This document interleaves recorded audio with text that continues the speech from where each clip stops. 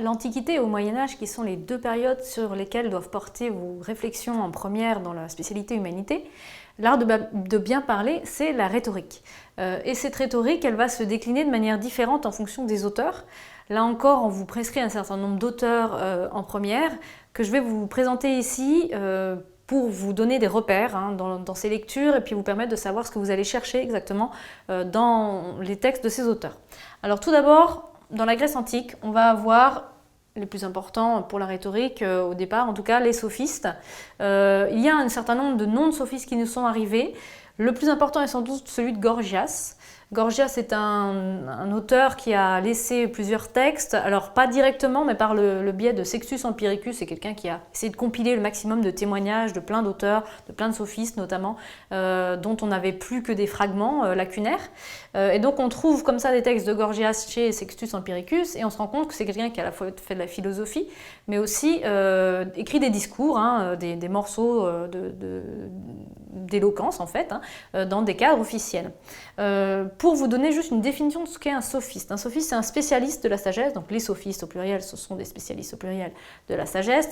Le suffixe iste montre qu'on est censé être spécialiste de quelque chose.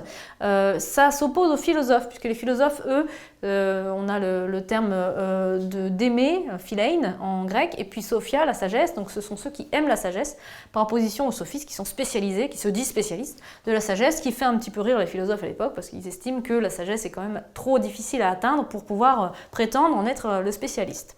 En tout cas, ces sophistes veulent former des élèves à la réflexion et à la prise de parole. Ils sont en position de maître, de professeur, et ils veulent transmettre ce qu'eux considèrent comme une technique plutôt que comme un art. Et donc, ils vont donner des trucs et des astuces pour savoir délibérer, savoir réfléchir, peser le pour et le contre pour prendre une décision, mais aussi au niveau de la prise de parole, savoir comment enrober un discours de manière suffisamment attrayante pour pouvoir convaincre ou persuader les auditeurs. Donc ce sont vraiment des gens qui travaillent la rhétorique, le terme existe déjà, et la science, la discipline existe déjà à l'époque. Gorgias, par ailleurs, c'est quelqu'un d'important parce qu'il apparaît dans un dialogue de Platon, qui s'appelle le Gorgias, selon le titre éponyme, et donc c'est un dialogue de Platon où bien sûr Platon, qui était plutôt ennemi des sophistes, va avoir à cœur de désarçonner, de critiquer Gorgias par le biais du personnage de Socrate, qui était en vrai le professeur de Platon. Donc on va voir là une opposition philosophe-sophiste dont vous pouvez sans doute aussi tirer parti pour vous interroger sur ce qu'est l'art de la parole. Donc ça, c'est le premier jalon très important dans la Grèce antique pour l'art de la parole. Autre jalon, les auteurs de théâtre, c'est ce qu'on vous invite à regarder, à examiner. Je vous en cite un en particulier, Euripide, avec le texte qui s'appelle Médée, donc c'est une tragédie.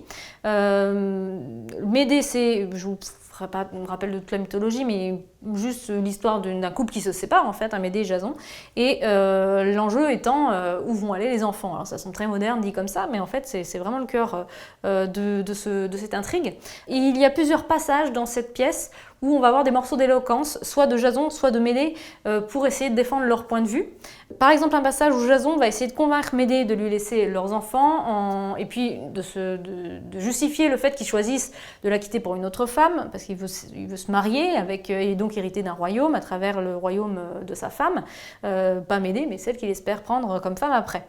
Et puis on a aussi un passage où Médée, elle, va se défendre, et puis elle va déplorer sa condition féminine, ce qui aujourd'hui est lu comme moderne de la part d'Euripide, puisqu'elle fait un parallèle entre sa condition de femme qui doit suivre son mari et accepter sa décision de la répudier, un parallèle donc entre ça et la condition d'étrangers qui sont voués à l'exil, puisqu'à l'époque, quand on est étranger, on ne peut entrer dans aucun royaume si ce n'est le sien. Donc quand on est exilé, on est condamné à l'errance perpétuelle. C'est le cas de Jason et Médée au moment où ils sont en train de se séparer. Donc on a des morceaux d'éloquence importants dans un cadre littéraire, ce qui permet de croiser la rhétorique avec la littérature. Trois autres éléments. On est encore un petit peu dans la Grèce, puisqu'on a d'abord Platon avec le dialogue qui s'appelle le Phèdre. La première partie porte sur l'amour, la deuxième partie porte spécifiquement sur la rhétorique. Et donc Socrate va s'interroger avec le personnage qui s'appelle Phèdre sur ce que c'est que bien parler. Alors il donne plusieurs définitions, je vous en cite juste une. Bien parler, selon lui, c'est d'abord savoir ce dont on parle, puisqu'on ne peut pas bien parler dans le vide. Et c'est d'ailleurs en cela une attaque contre les sophistes qui prétendent pouvoir bien parler de tout, même des sujets qu'ils ne maîtrisent pas du tout. Aristote, par ailleurs, donc dernier grand jalon d'Antiquité pour la rhétorique, là c'est toujours en Grèce, il intitule d'ailleurs un ouvrage rhétorique, donc comme ça on est sûr qu'on est dans le sujet. Et lui il va distinguer des genres qui vont ensuite se transmettre jusqu'à nous, des genres de l'argumentation, judiciaire, épidictique et délibératif. Alors pour rappel, judiciaire c'est quand on accuse ou qu'on défend quelqu'un. Épidictique, c'est lorsqu'on fait le blâme ou l'éloge de quelqu'un. Et puis délibératif, c'est quand on pèse le pour et le contre et qu'on finit par prendre une résolution, une décision. Donc ce sont trois manières d'organiser, de penser un texte d'argumentation, et ce sont des termes qu'on utilise encore aujourd'hui en analyse stylistique de l'argumentation. Et puis un dernier personnage qui est quand même très important pour l'Antiquité, cette fois-ci romaine, donc Cicéron. Cicéron a écrit notamment un texte rhétorique qui s'appelle le De Inventione, donc de l'invention en français. C'est un des premiers livres latins sur la rhétorique, il en écrira d'autres, et lui-même avait une pratique politique, donc une pratique du discours. Il distingue dans ce texte 5 parties dans la composition, dans le travail sur un discours oratoire. L'invention, la disposition, l'élocution, la mémoire et l'action. J'hésite un peu à vous lisant parce que souvent on les dit plutôt en latin, sur inventio, dispositio, elocutio, memoria et actio.